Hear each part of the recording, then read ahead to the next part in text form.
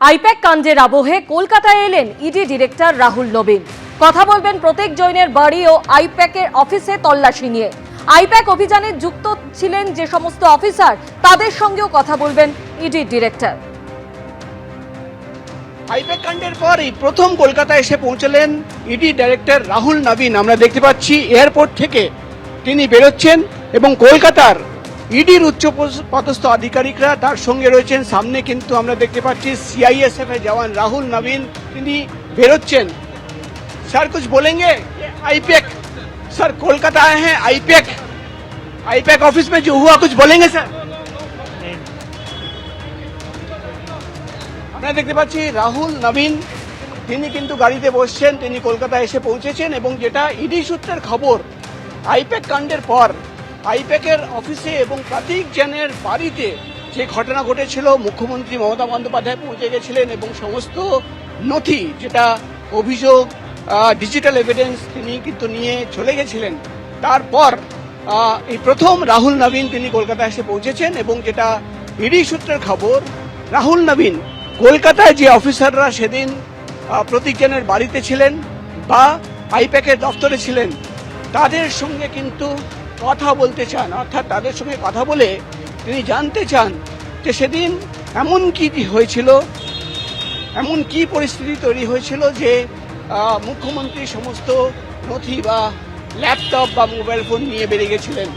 এবং এসআইআরের শুনানির নামে হয়রানির অভিযোগে দিকে দিকে বিক্ষোভ চলেছে, বিক্ষোভের নামে তাণ্ডবও চলেছে এবং এই ফর্ম 7 জমা দেওয়াকে কেন্দ্র করে বিজেপি এবং তৃণমূলকে সংঘর্ষে জড়িয়ে পড়তে দেখা গেছে বিভিন্ন জায়গায়।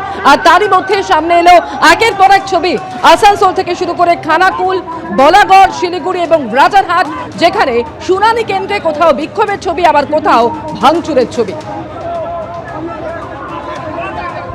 এরই মধ্যে বলাগড়, যেখানে বিডিও অফিসে বিক্ষোভ দেখানো হয় এবং মুখোমুখি সংঘর্ষে জড়িয়ে পড়ে তৃণমূল বিজেপি।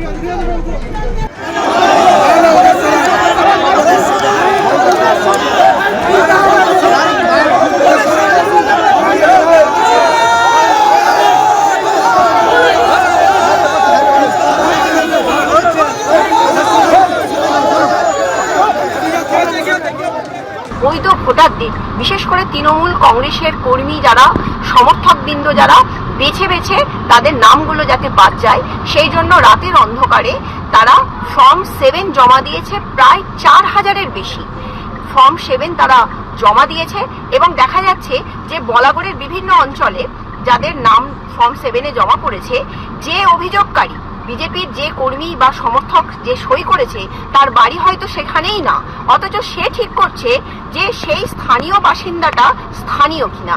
এরকম অদ্ভুত এবং ঘৃণ্য চক্রান্ত তারা করেছে। ভিডিওর একাধিক আধিকারিকরা সেই ফর্ম নিতে অনিচ্ছা প্রকাশ করছিল। আজকে তার প্রতিবাদেই আমরা এই বলাগড় ভিডিওতে বিক্ষোভ দেখাতে আসি। আমাদের একাধিক কার্যকর্তার উপর হামলা চালিয়েছে রুনা খাতুনের নেতৃত্বে যে সকল দুষ্কৃতীরা এসছিল। আমরা প্রশাসনের কাছে পরিষ্কার বলে দিচ্ছি, যারা আজকে এই ধরনের হামলা চালিয়েছে তারা যদি গ্রেপ্তার না হয়েছে বলাগড় আমরা পুরো অবরুদ্ধ করে। একদিকে আপনারা দেখলেন যে নির্বাচন কমিশনের দেওয়া ডেডলাইন পেরিয়ে গেলেও এখনো মনিরুল ইসলামের বিরুদ্ধে কোনো এফআইআর দায়ের হলো না। আর অন্যদিকে এই ঘটনায় এর আগেই যে 6 জনকে গ্রেপ্তার করা হয়েছিল তাদের জামিনের পর বীরের সম্বর্ধনা দেওয়া হলো। জামিনের পর ধৃতদের সম্বর্ধনা দিলেন শাসক দলের নেতারা। গাঁদা ফুলের মালা পরিয়ে বরণ করে নেওয়া হলো জামিনে যুক্ত অভিযুক্তদের।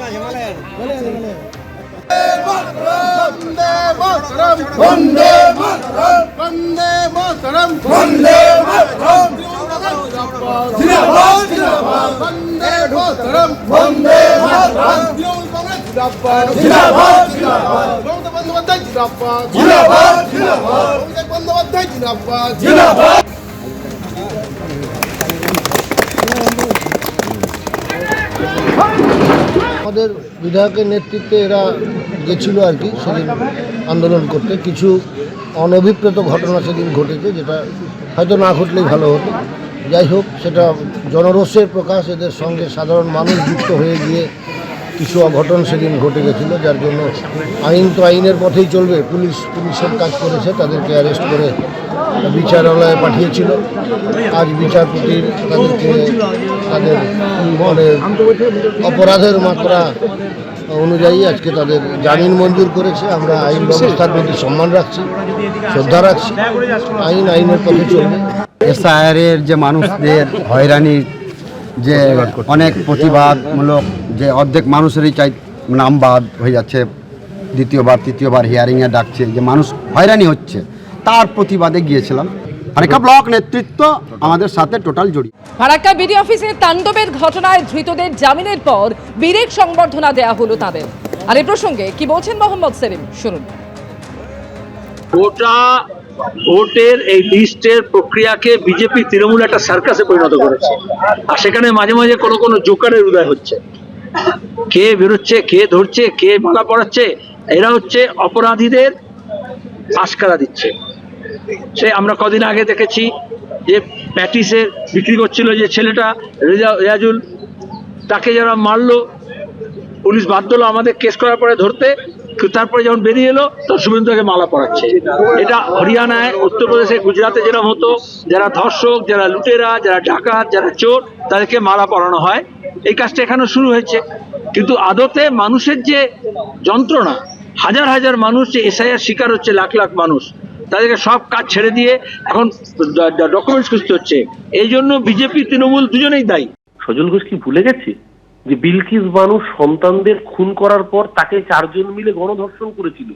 ধর্ষকদের বিজেপি স্বাধীনতা দিবসের দিন জেল থেকে বের করে এনে সম্বর্ধনা দিয়েছে, দিয়ে বলেছে তুমি মুসলমানকে ধর্ষণ করেছো, তুমি হিন্দু বীর। আমিনের খবর পাওয়া মাত্র মালা দিয়ে সম্বর্ধনা দেয়। তাদের মুখ থেকে নীতি নৈতিকতা জ্ঞান শুনতে হবে। আমাদের দল পরিষ্কার বলেছে এই ধরনের ঘটনা আমরা সমর্থন করি না। অভিষেক বন্দ্যোপাধ্যায় প্রথম দিন বলেছেন যে মানুষের ক্ষোভ রয়েছে, মানুষের ক্ষোভ সঙ্গত, কিন্তু ক্ষোভের বহিঃপ্রকাশের ধরন কখনো সরকারি অফিস ভাঙচুর হতে পারে না।